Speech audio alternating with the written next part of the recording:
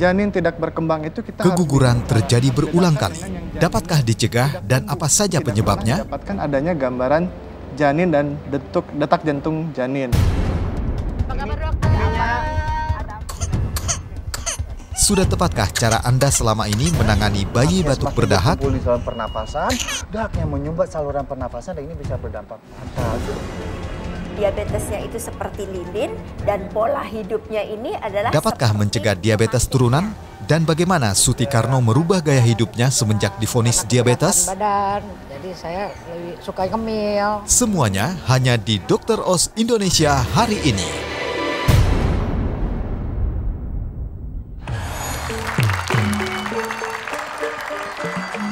Menjadi sebuah keluarga rasanya kurang lengkap tanpa kehadiran sang buah hati atau momongan.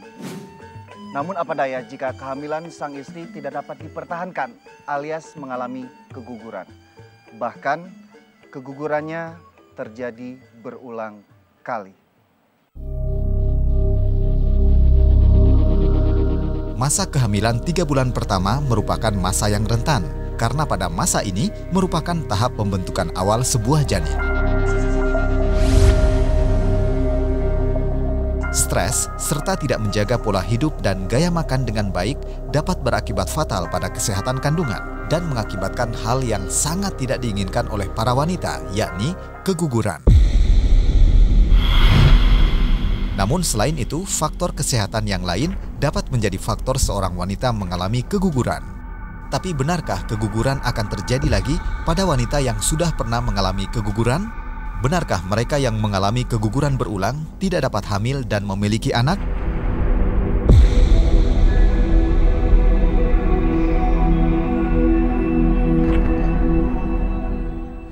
Ya, bicara mengenai keguguran, bahkan keguguran yang berulang kali. Kebetulan kali ini rekan saya, Dr. Raisa, juga mengalami hal serupa. Halo Dr. Raisa, ya kita kali ini berbicara mengenai keguguran. Nah, bisa ceritakan sedikit pengalaman dari Dr. Ica. Jadi memang sayang sekali saya kemarin habis mengalami keguguran, sudah masuk ke kehamilan yang 12 minggu.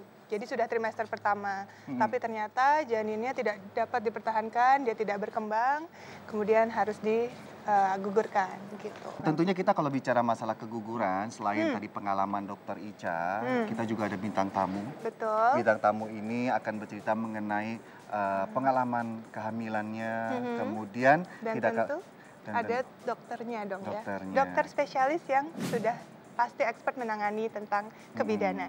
Dan di segmen ini Anda akan mendapatkan berbagai informasi terutama mengenai penyebab dan bagaimana cara mencegah agar keguguran ini tidak terjadi berulang kali. Ayo kita temui Cici Panda dan Dr. Ivanda. Halo dok. Cipan. Halo, apa kabar? Aduh, halo. Ya ampun, cantik banget ya dokternya. Aduh, Mbak Cici juga. Kita semua sama. Kita bicara mengenai keguguran, Dr. Evander. Ya, kalau keguguran ini kan memang menggambarkan di mana suatu hasil konsepsi, kalau bahasa medisnya konsepsi, yaitu di mana janin keluar dari rahim, di mana janin ini belum mampu hidup di luar rahim. Dengan kategori biasanya usia kehamilan itu masih di bawah 20 minggu. Atau berat janin masih di bawah sekitar 500 gram. Masyarakat taunya kalau keguguran tuh karena terlalu capek ya, karena kelelahan. Nah, itu gitu dia. Ya. Padahal masih banyak faktor ya. Tuh, kalau misalnya saya sendiri kan kemarin karena faktor dari janinnya. Jadi janinnya itu kebetulan tidak berkembang. Oh, bisa juga dari janin yang tidak berkembang. Nah, itu gimana Dokter Ivan kalau kejadiannya mungkin diakibatkan oleh kelainan genetika atau gimana? Jadi kalau kita bicara mengenai keguguran, memang penyebabnya bervariasi dan banyak sekali macamnya ya. Terutama tadi kita bilang soal janinnya tidak berkembang. Jadi janin tidak berkembang itu kita harus bedakan dengan yang janinnya tidak tumbuh. Kalau janinnya beda ya? Ya beda itu betul. Jadi kalau yang tidak berkembang artinya janinnya sempat tumbuh, sempat ada aktivitas jantung kita bisa amati di janinnya, tapi pada akhirnya tiba-tiba aktivitas jantung tersebut berhenti atau dengan kata lain janinnya meninggal di dalam usia kehamilan yang sangat muda. Kemudian akhirnya terpaksa berakhir dengan keguguran. Sedangkan janin yang sama sekali tidak berkembang dari awal dia hamil sampai kehamilannya besar ternyata tidak didapatkan adanya gambaran janin, tidak pernah didapatkan adanya gambaran janin dan detak jantung janin. Itu kita sebut sebagai blighted ovum. Dan itu kita sebut sebagai janin yang memang tidak pernah berkembang. Tidak ada yang memulai, tidak Tapi dimulai kenapa sama. bisa ada simptom hamil gitu? Ya betul, karena simptom hamil sendiri sebetulnya ditimbulkan karena aktivitas hormonal. Jadi kalau ada aktivitas hormonal, orang akan merasa dia hamil, terlepas Padahal- dari ada janinnya atau tidak ada janinnya. Padahal kantung kehamilannya sudah ada ya, Mungkin sudah ini- berkembang ya biasanya. Kalau di Indonesia itu kadang-kadang ibu-ibu ya kita suka dibilang, oh ini katanya janinnya diambil sama jin gitu, tadinya hamil tapi nggak ada. Ya betul. Oh, secara medis namanya itu tadi apa? Ya, blighted ovum. Ya. Blighted Ya, ovum. keguguran berulang ini kan kita tambahkan lagi bahwa ini kegugurannya berturut-turut minimal 3 Serem kali loh, Dok, atau kayak lebih. gitu ya. Ya, ini kan penyebabnya terlalu kompleks dari faktor janin, faktor ibu, bahkan faktor luar. Nah, ini boleh kita persempit dalam arti adalah hal-hal yang kemungkinan banyak ditemukan di masyarakat kita dari faktor janin apa, Dok?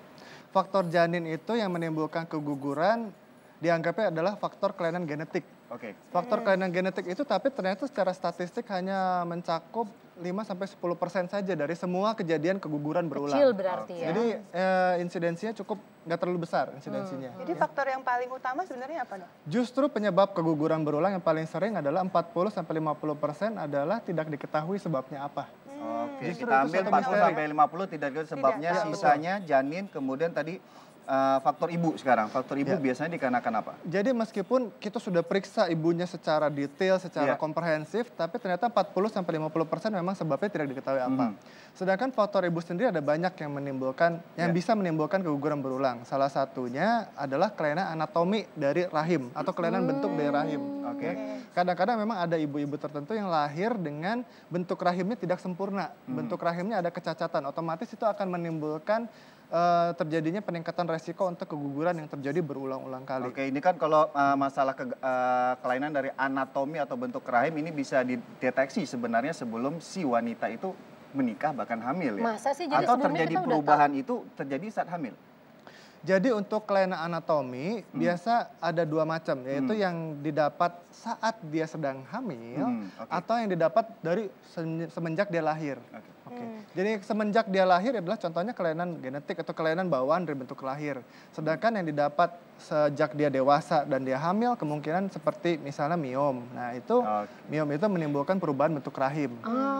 Jadi kalau misalnya keguguran ini berlangsung terus-menerus, bahayanya bagi sang ibunya nih ke depannya gimana, Dok? Jadi tergantung dari jenis penyebab kegugurannya. Misalnya kalau penyebabnya adalah darah kental misalnya. Atau kelainan genetik yang sifatnya terus-menerus terjadi seperti translokasi Robertson. Jadi itu artinya harus terus-menerus dikuret dan otomatis kan tindakan dibersihkan terus-menerus seperti itu menimbulkan kerusakan pada rahimnya, menimbulkan perlekatan pada rahimnya. Akibatnya kehamilan berikutnya akan semakin susah dan semakin susah lagi. Sebentar, saya yakin ini kan tadi dibilang oleh Dr. Ivanders bahwa kemungkinan atau risiko keguguran pada seorang wanita itu cukup walaupun angkanya tidak besar tapi cukup rame lah. Dan penonton kita kebetulan di sini banyak yang wanita. Ada yang mau nanya penonton saya di sini? Nah, ibu dulu yang pakai baju hitam. Ya, silakan Bu. Ya dok, saya mau tanya, kalau keguguran bisa disebabkan dari faktor suami juga nggak?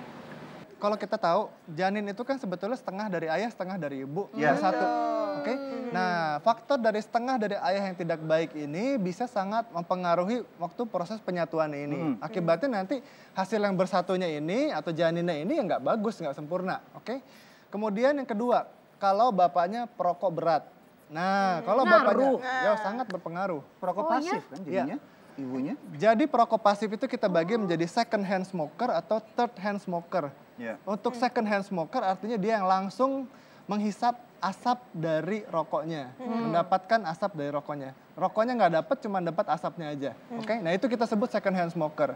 Kemudian third hand smoker atau perokok ketiga sebetulnya itu kita dapatkan bukan dari asapnya, tapi dari toksin yang ada misalnya di sofa, Asbak di atau- baju, di baju juga di nempel horden. biasanya Nah ya. betul, itu adalah third hand smoker dan semuanya tetap mendapatkan toksin yang sama Nah, juga. ini biasanya kemungkinan tadi Dr. Ivanders bilang bahwa penyebab dari keguguran berulang ini masih belum diketahui, belum diketahui, tapi banyak faktor-faktor yang ternyata tuh kayak rantai belakangnya itu bisa Ya, ya, betul. pemberatnya. Jadi saling Baik, mempengaruhi. sebelum Faktor X. lebih lanjut, ntar Dok. Aduh, aku banyak pertanyaan ini. Bentar, pertanyaan dari penonton juga ada nih.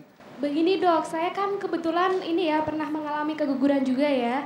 Nah ini yang ingin saya tanyakan bagaimana solusinya dok? Soalnya kan bikin trauma ya kalau hamil lagi terus keguguran lagi gitu dok yang ingin saya tanyakan. Terima kasih.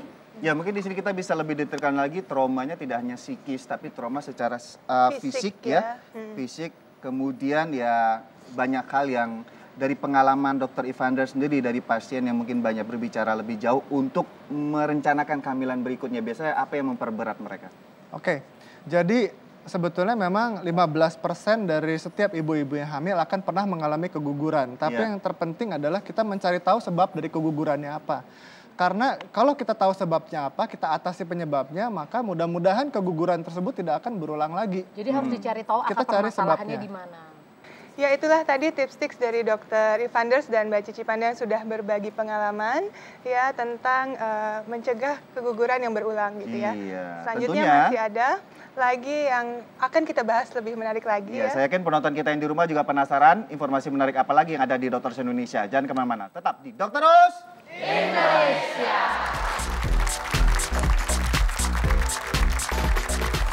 Dijemur biasanya. Benarkah menjemur bayi menyembuhkan batuk berdahak? Jam 7 sampai jam 8. Kurang dari jam 8 lah. Langsung atau Nggak, yang bias? penting hangat. Yang penting penting hangat. hangat ya. Jadi hangat supaya apa?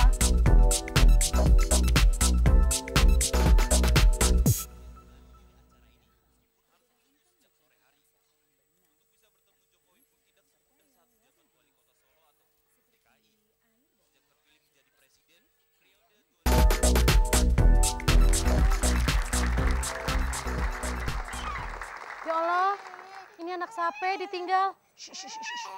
Pak, ibu anaknya ini diangkat. Bukan. Aduh ya Allah, anak siapa ini? Eneng. Dia belum bisa ngomong lagi.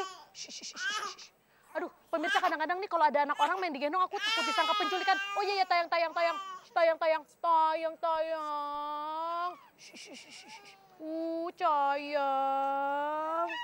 Oh iya. Mau apa? Mau apa?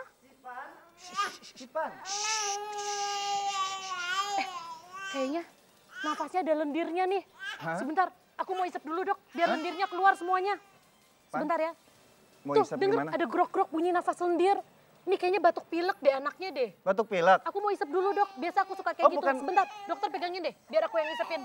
Kok jadi saya? Nih dokter, aku yang isep ya. Sebentar, jangan main sembarang isep. Mau ngapain? Ih, dokter, gini gimana sih dokter ngegaul banget. Di mana-mana itu kalau ada anak sesak di sini sama di sini tuh mesti kita isep supaya apa? Reaknya bisa kita ambil terus kita buang biar dia nggak mampet. Itu kan dia nggak bisa nafas, dok. Ini kondisinya adalah Cipan ingin mengambil dahak yang ada di saluran pernapasan bayi ini. Masalahnya dia nggak bisa nafas kan kasihan. Oke, sebentar penonton. Ini kan salah satu cara dari Cipan terhadap anak yang lagi batuk. Kayak ibu, itu cara turun-temurun saya cara diajarin sama turun-temurun. ibu-ibu. Ibu-ibu juga gitu kan caranya bapak-bapak. Sebentar. Kalau tuh anak lagi batuk, ya jangan disedot. Saya yakin batuk ini, apalagi batuk berdahak, bisa dialami oleh siapa aja. Mau orang dewasa, remaja, bahkan balita Anda. Tapi yang harus kita garis bawahi adalah apabila batuk berdahak ini dialami oleh bayi Anda yang masih berusia di bawah 1 tahun. Karena bayi yang di bawah 1 tahun ini kan belum ada refleks untuk mengeluarkan dahak. Terlalu banyak fenomena pertanyaan bagaimana cara mengeluarkan dahak, salah satunya dari Cipan tadi. Menyedotnya. Ini apakah ada komplikasi? Kita panggil aja narasumber kita, Dokter Ida. Apa kabarnya? Baik. Nah, ya. Apa kabar dokter? Ada apa ini? Ya dokter, ini babysitter saya. Oh, babysitter. Saya nggak tahu ini gimana cara penanganan ngasih tahu ke babysitter saya, karena kita yakin salah penanganan terhadap bayi di bawah 1 tahun, ya apalagi mengalami batuk berdahak, dikhawatirkan ini bisa berdampak fatal. Iya. Nah, mungkin untuk lebih jelasnya lagi kita pindah ke. Kok dokter ngomong kesannya serem banget sih? Loh, kan jangan salah. Kan masalah batuk berdahak doang, disedot sembuh Ini dong. dia Cipan, batuk berdahak sering sekali para orang tua tuh menyepelekan dok ya. Memang sih tidak salah kita berpikir bahwa batuk berdahak ini bisa sembuh sendiri. Tapi dari sekian banyak kasus, kemungkinan ada juga kasus yang disebabkan oleh faktor-faktor lain sehingga batuk berdahak ini lama sembuhnya, dahaknya semakin berkumpul di saluran pernapasan, dahaknya menyumbat saluran pernapasan dan ini bisa berdampak fatal. Coba tanyain ke Dokter Ida sebagai spesialis anak. Taruh dulu. Sebelum dahaknya ngumpul. Sebentar, itu solusi terakhir. Kita tanya dulu. Nah, ini biasanya batuk berdahak dengan kasus-kasus karena bayi belum melakukan refleks batuk bisa sempurna. Betul. Nah, dari pendapat penonton tadi kira-kira menurut Dokter Ida yang tepat itu yang mana? Termasuk yang diungkapkan oleh Cipan. Iya, baik Dok. Jadi memang batuk itu kan memang sering sekali ya pada anak-anak. Apalagi kalau umurnya kurang dari 1 tahun. Itu seringkali kunjungan yang banyak juga karena penyakit batuk. Kalau sudah batuk berdahak, sudah beberapa hari dahaknya banyak, memang beberapa kadang orang tua pasien itu melakukan tindakan-tindakan tertentu. Tadi Mbak Cici yang bilang disedot pakai mulut, ya kan? Dulu memang seperti itu, tapi sekarang kan sudah berkembang. Jadi ada alat khusus untuk nyedot hidungnya, ingus di hidungnya gitu. Diuap gitu ya Dok ya? Bisa, diuap bisa. Tapi Terus kalau kita sedot pakai mulut emang bahaya? Bahayanya kalau sedot pakai mulut itu kan bayi ini kemungkinan sedang terinfeksi, kemungkinan ya. Nah kalau kita sedot pakai mulut, resiko menular dari bayi ke orang tuanya atau siapa pengasuhnya yang menyedot gitu ya. Selain itu juga mulut kita kan tidak bersih. Khawatirnya malah dulu tetap ya ada bakterinya. Iya, tetap kita khawatir nanti malah menjadi transmisi atau penularan. Jadi saling menularkan bisa terjadi gitu. Jadi kurang aman lah untuk itu. Nah kalau tadi dijemur? Dijemur biasanya pagi itu kurang dari sekitar antara jam 7 sampai jam 8. Kurang dari jam 8 lah. Atau yang penting hangat. Yang penting hangat, ya. Jadi hangat supaya apa? Supaya mempermudah atau juga membantu ingusnya atau dahaknya encer juga bisa. Disarankan berapa menit Dok? Biasanya sekitar 15 menit sampai 15 menit itu cukup. Dan yang harus ya seperti kita main aja di luar sama anaknya, boleh. Dan yang pasti harus diperhatikan mata anak itu harus terhindar langsung dari matahari, jangan tentang jemurnya begini. Diajak main, di atas jemuran lagi pakai tampah ya. Jemurnya yang nyantai aja ya, sambil diajak main. Yang penting terpapar sinar matahari langsung. Lindungi yang apa yang fatal ya, kayak mata terutama ya Dok ya. Oke. Ini sambil digendong nggak masalah ya? Nggak masalah. Nggak masalah, boleh. Yang penting kan hangat, udaranya hangat. Bahkan kalau bisa, kalau misalnya itu adalah area rumah sendiri, bukan publik, bisa sambil diberi ASI ya, karena cairan itu juga harus cukup. Ada satu pertanyaan, bahkan ini juga cukup banyak sekali para ibu-ibu bingung ya, dikarenakan salah satu sumber kalori ini juga dikenal bagus dan banyak manfaatnya, diberi madu. Untuk pemberian madu, memang ada yang belum tahu.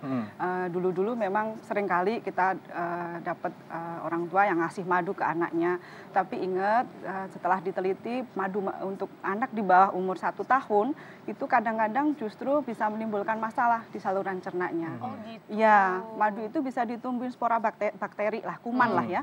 Nah, kumannya ini bisa menyebabkan infeksi saluran pencernaan. Jadi bayinya malah lemes, malah ada masalah lah. Jadi jangan ya di bawah 1 tahun. Di bawah 1 tahun, iya. Nah, sekarang aku mau nanya nih, kalau misalnya ternyata batuk berdahak karena dibiarkan oleh orang tuanya atau penanganan yang tidak tepat, akhirnya makin parah, penyebab terburuknya apa nih Dok? Iya, akibat terburuk sesak nafas berat, jadi bisa meninggal. Iya, yang bisa bahaya. Kan cuma batuk berdahak. Awal mulanya batuk berdahak, gitu. iya. Memang gini, jadi kebanyakan batuk berdahak pada anak itu kan memang ringan ya, dan seringkali hanya banyak minum, terus kita jemur kayak tadi, hangat lah gitu ya. Terus dikasih kadang-kadang ada juga bantu ngeluarin ingus tadi yang ini untuk diteteskan di hidungnya, ya kayak normal salin gitu, terus disedot pakai alat yang banyak sekarang sudah diperjualbelikan. Tapi itu jangan dibiarkan misalnya berhari-hari tanpa kita mencari solusi. Misalnya ternyata batuknya tambah parah gitu ya, tambah parah tapi nggak segera nyari solusi. Suatu saat numpuk jadi trapping istilahnya, jadi menyumbat saluran nafas. Bayi kan susah mengeluarkannya, ya. Itu yang masalah yang sering itu seperti itu. Ya, terima kasih Dokter Ida ya, Cipan. Cipan bagaimanapun nanti masih menemani Dokter Indonesia ya. Saya yakin penonton kita masih penasaran apalagi sih tips yang akan diberikan oleh Cipan. Sesaat lagi kami akan kembali. diabetesnya itu seperti lilin dan pola hidupnya ini adalah seperti... Mungkinkah diabetes turunan dapat dicegah? Kalau kita punya faktor keturunan, kita berisiko 6 kali lebih banyak bisa mendapatkan diabetes.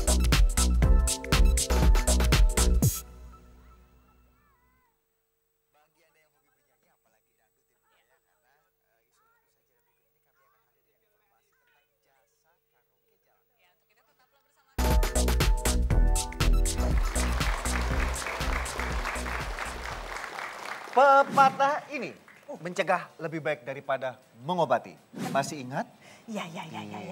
Saya yakin pepatah ini sangat tepat sekali untuk Anda yang memiliki risiko terkena diabetes, terlebih risiko ini dari faktor keturunan, Anya. Aduh, dokter, kalau Kenapa? lihat kayak begitu saya jadi miris deh. Kenapa?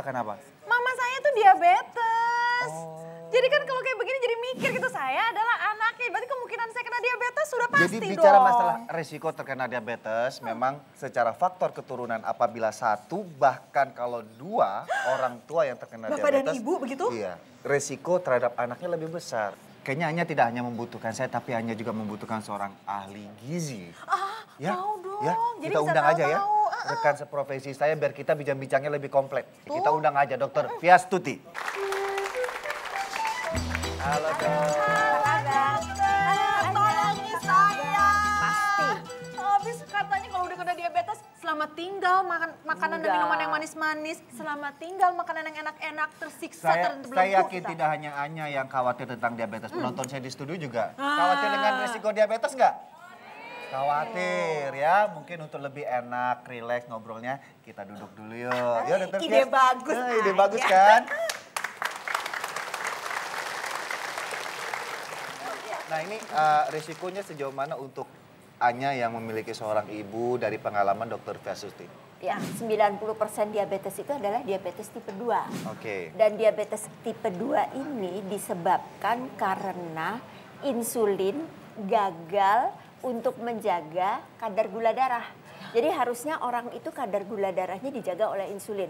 Selalu dalam keadaan tidak terlalu tinggi, tapi juga tidak terlalu rendah. Kenapa insulin ini gagal? Insulin ini gagal karena tubuh itu banyak mengandung sel lemak. Ups. Nah, sel lemak itu dari mana? Sel lemak itu dari mana? Sel lemak itu terjadi karena pola makan yang tidak baik, pola aktivitas yang kurang, sehingga menumpuk di dalam tubuh kita. Nah, inilah yang menyebabkan diabetes tipe 2.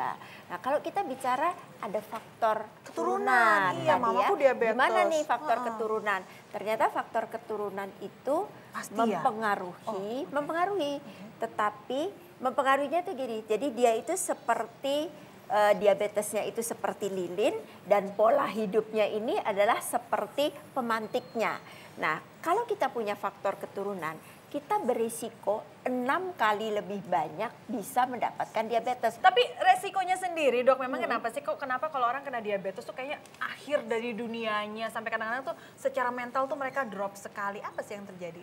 Sebetulnya diabetes itu berisiko menimbulkan komplikasi pada berbagai organ tubuh. Bisa mata, saraf. Bisa saraf. Bahkan pada laki-laki, bukan saraf gila. Bahkan pada laki-laki itu bisa mengganggukan disfungsi ereksi, kemudian gangguan saraf yang lainnya, hipotensi.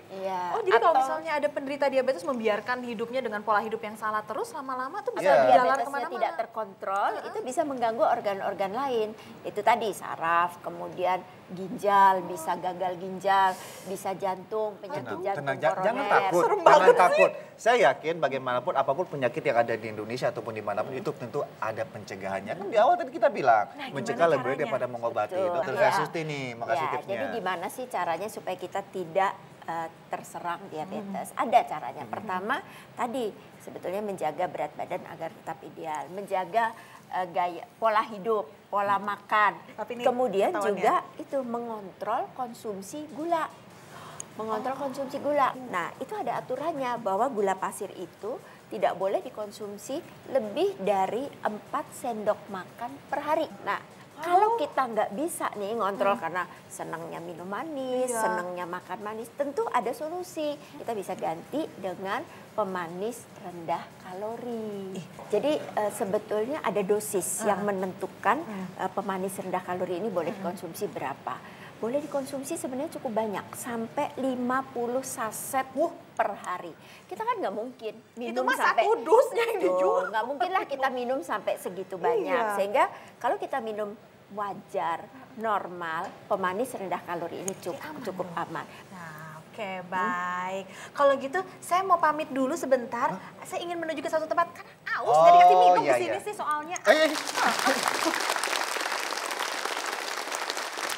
Nah pemirsa, sekarang hati aku udah tenang deh. Karena setelah penjelasan dari para dokter tadi mengatakan bahwa menggunakan pemanis rendah kalori itu aman untuk dikonsumsi. Apalagi aku ini kan penyuka sekali tuh minuman maupun makanan yang manis. Sedangkan mamaku diabetes. Makanya udah lama aku mengganti konsumsi gula pasir aku dengan pemanis rendah kalori. Seperti ini nih, Tropicana Slim Classic.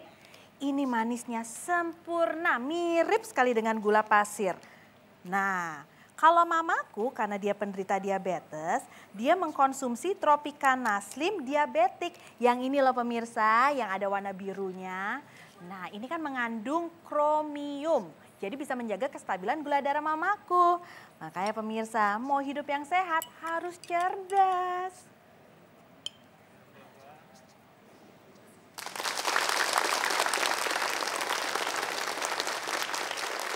Itu tadi, saya rasa tidak hanya tapi Anda yang di rumah, bahkan penonton saya di studio, jika Anda punya risiko terkena penyakit diabetes, mulailah salah satu langkahnya dengan membatasi asupan kalori melalui gula tentunya. Ya, terima kasih Dr. Viasuti, Anya, tepuk tangan buat kita saya. Juga Kurang serat, olahraga juga jarang karena keberatan badan. Jadi Suti-Karno menjalani hidup hingga 12 tahun dengan diabetes. kontrol makanannya gitu. Kira-kira apa makanan yang tepat gitu loh Bu. Saya kan sudah menderita diabetes. Kira-kira makanan yang tepat apa gitu.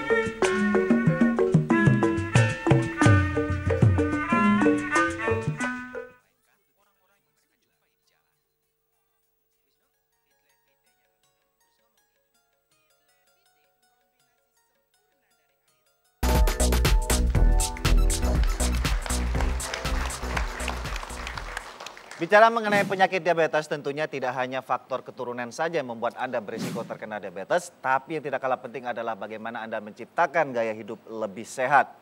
Nah, bicara gaya hidup tidak sehat seperti jarang olahraga, kemudian malas bergerak, lalu senangnya makan makanan cepat saji, apalagi mengkonsumsi minuman manis dalam kemasan. Nah, bicara mengenai diabetes dan risikonya serta gaya hidup yang sehat, telah bersama saya Suti-Karno. Apa kabar Mbak Suti-Karno? Baik Dok. Ngomong bicara masalah diabetes, ada risiko diabetes atau memang sudah terkena diabetes Mbak Suti? Kayaknya yang diomongin dokter tadi semuanya benar. Oh, Itu yang terjadi sama saya Dok. Sejak tahun kapan itu Mbak? Hampir 12 tahun Dok. Oh udah lama juga ya. Olahraga juga jarang karena keberatan badan. Jadi saya lebih suka ngemil. Minum air-air kemasan gitu loh Dok. Oke. Dan pasti ingin menerapkan gaya hidup lebih sehat lagi. Betul. Tapi kendalanya biasanya berupa apa?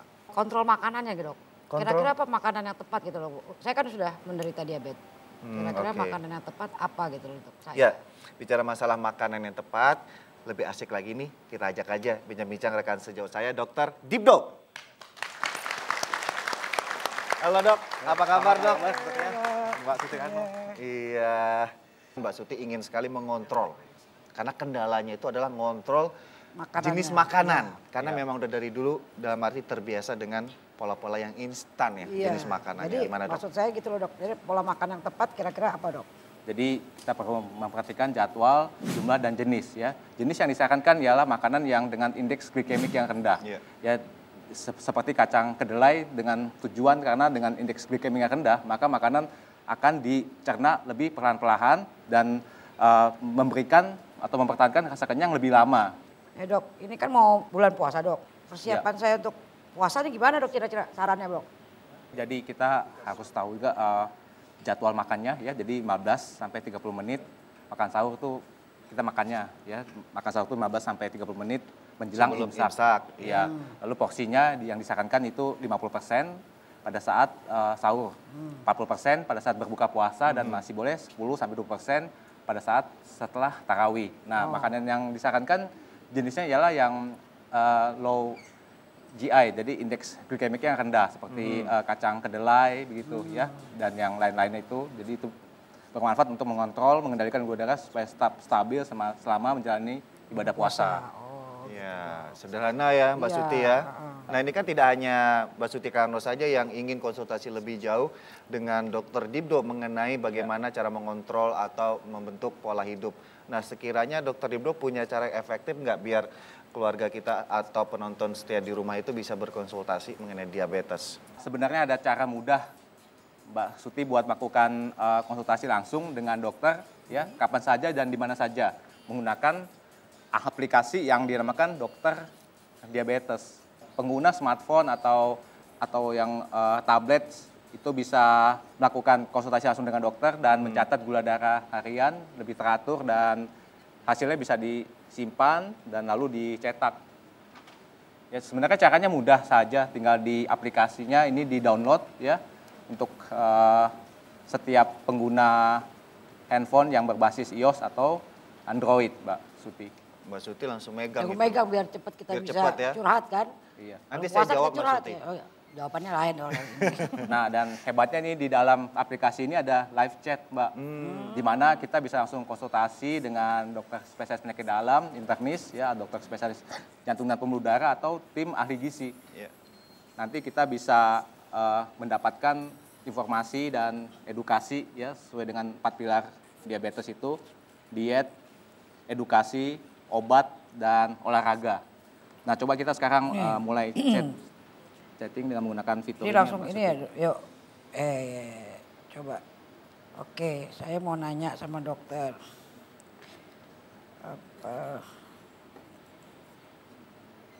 Saya bisa konsultasi gratis dong sama dokter ya? Iya betul Mbak Suti. Bebas kapan aja dok? 24 jam? Iya, kapan saja dan di mana saja boleh silakan ya. Nanti ada dokter yang akan siap menjawab pertanyaan dari Mbak Suti. Oh gitu. Ya, itu tadi bincang-bincang sehat kita dengan 2 bintang tamu saya, Dr. Dibdo dan Suti Karno. Tepuk tangan dong, ya. Mudah-mudahan informasi yang didapatkan ini bisa membuat Mbak Suti Karno lebih semangat untuk hidup lebih sehat. Harus, ya. ya. Terutama untuk penonton saya yang di rumah yang Anda memiliki resiko diabetes. Masih banyak tips menarik di Dokter Oz Indonesia. Jadi tetap di Dokter Oz.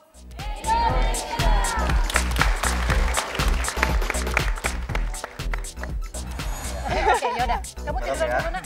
Oke, Ya. sekarang kita Hilangkan lingkaran hitam pada mata secara alami. Jangan sampai besok malam ya.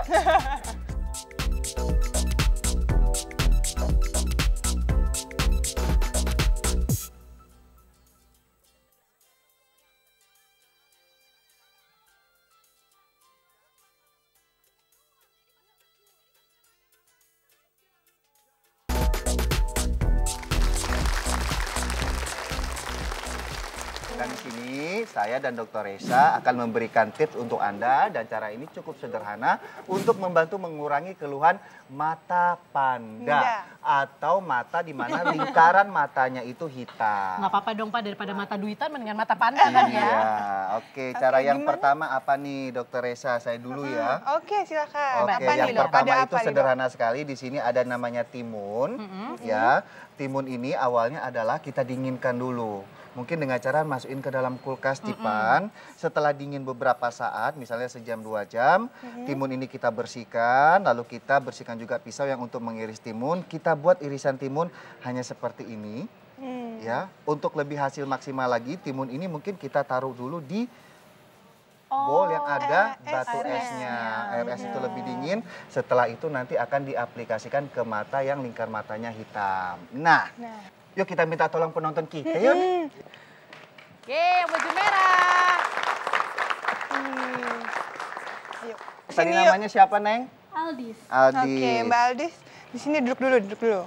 Nah, tadi saya sudah memberitahu kepada Anda tipsnya, yaitu setelah timun ini diiris tipis, ya, dimasukkan sebelumnya ke dalam mangkok yang ada batu esnya. Setelah dirasakan dingin dan nyaman, Anda bisa berbaring atau ya posisi yang nyaman buat Anda, lalu ditempel aja irisan timun ini di mata tersebut seperti ini. Silakan coba ya, kita coba ya Silakan Mbak tidur. ya. Tenang, kita nggak hipnotis.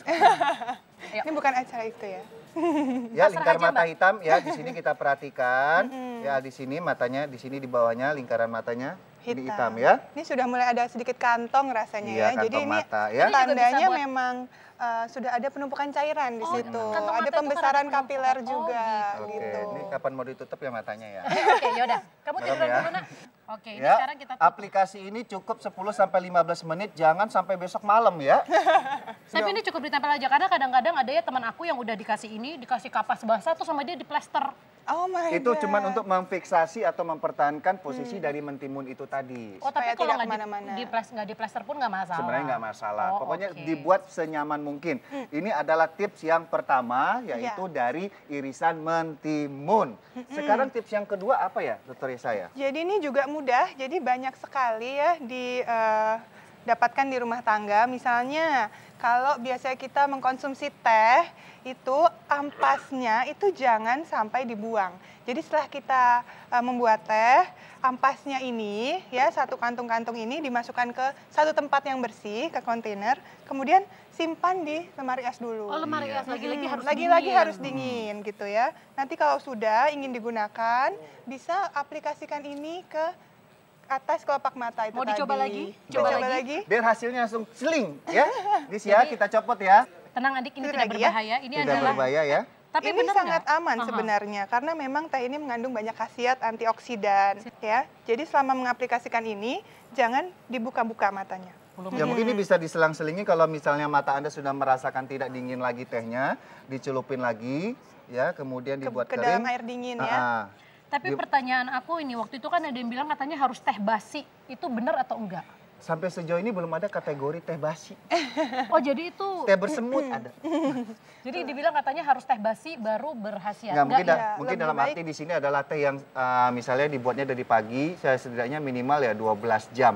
Malamnya 12 baru jam. bisa diaplikasikan. Oh, oke. Jadi simpan dulu memang di lemari es gitu. Simpan di Terus lemari tips es, yang ya. lain ada lagi nggak dok? Ada dong. Apa lagi yang nih paling dok? sering aku pakai Es nih. batu nih kan. Aku tahu es batu kan tinggal diambil terus aku gitu-gituin di mata aku. Enak banget loh, dingin banget rasanya. Tapi abis itu mataku kadang-kadang suka kayak agak kebas karena saking dinginnya. Nah kalau es batu gimana nih Dokter Esa? Oke, Bener kalau kan es caranya? batu sebenarnya lebih baik kita gunakan kain dulu nih. Jadi jangan langsung aplikasikan esnya itu ke yang kelopak Jangan mata langsung ke kita, mata ke gini kulit. ya. Jangan, nanti Kenapa? kecolok, nanti kecolok. Enggak, tapi memang nggak boleh. Tapi memang nggak boleh karena dia bisa mengiritasi kulit. Jadi kalau dia terlalu kering ya, karena es itu kan membuat dingin, membuat kulit kita menjadi kering. Nah, pori-porinya tuh bisa tertutup gitu. Jadi sedangkan mata kita tuh membutuhkan kelembapan. Jadi lebih baik gunakanlah si kain ini kita celupkan atau handuk boleh, apa saja yang bisa menyerap. Kemudian kalau sudah dingin, baru kita aplikasikan ke mata. Kita coba yang pakai anduk dingin ya. Jadi sebenarnya kalau anduk dingin ini juga lebih bagus dimasukkan es batunya ke dalam sini. Ini akan lebih aman, jadi dia tidak mengiritasi kulit. Kita coba lagi ya yang sekarang ya. Oke, tutup matanya. Nah, ini biasanya kemudian dilakukan sekitar 5 menitan sudah cukup ya Dokter sudah Esa ya? cukup. Karena kalau terlalu lebih ya, misalnya lebih dari 15 menit, justru malah bikin kulit kita jadi kering. Oke. Nanti irisan timun sudah, es batu sudah, aplikasi dengan anduk sudah, kemudian teh ya itu sudah. Dan satu lagi mungkin Anda sebagai orang yang super sibuk, ini ada yang sangat praktis yaitu dengan menggunakan kantung jeli khusus untuk mata. Ini cukup dimasukkan ke dalam kulkas 2-3 jam, yang penting Anda rasakan sudah dingin, langsung dipasangkan di mata Anda. Nah ini biasanya bisa Anda lakukan seminggu 2 sampai dengan 3 kali ya, senyaman mungkin aja. Tapi dari penyebab mata panda atau lingkaran mata yang hitam, kita kenali dulu apa sih penyebabnya ya. Ya tidurnya juga harus dicukupi Dokter Esa ya. Kemudian konsumsi air putih juga harus cukup. Cukup itu harus 2 liter ya. Minimal. Minimal. Jadi ya. 8 gelas itu gelas yang ukurannya 250 cc minimal. Baik, terima kasih ya untuk Agis ya. Terima kasih, Tepuk tangan Agis. dong buat teman kalian. Itu tadi beberapa tips dari kami dan ini tentunya adalah berkaitan dengan kelelahan pada mata. Dikarenakan hari ini menyangkut mengenai HUT Jakarta ke-487. Cipan ada satu kenang-kenangan buat kami. Apa sih Cipan? Karena kita tahu budaya Betawi itu identik dengan budaya berpantun, izinkanlah kami berpantun sore hari ini. Sintong makan ketan. Nah loh. Barengan sama Dokter Rian dan Dokter Resya. Jangan lupa jaga kesehatan bersama Dokter Os Indonesia. Mantap. Ya. Sekali lagi saya Dr. Rian Tamrin dan Dr. Reza serta Cipan dan tim Dr. Os Indonesia mengucapkan HUT Jakarta ke-487. Semoga kota Jakarta semakin maju, masyarakatnya semakin peduli kesehatan. Amin. Dan tentunya peduli kesehatannya tidak hanya untuk diri sendiri tapi juga untuk lingkungan sekitar kita. Iya, terima kasih sudah menyaksikan Dr. Os Indonesia kali ini. Semoga bisa bermanfaat untuk kesehatan Anda dan keluarga tercinta. Jangan lupa tetap saksikan Dr. Os Indonesia untuk menemukan sehat sesungguhnya. Di mana lagi kalau bukan di Dr. Os Indonesia. Assalamualaikum. Assalamualaikum.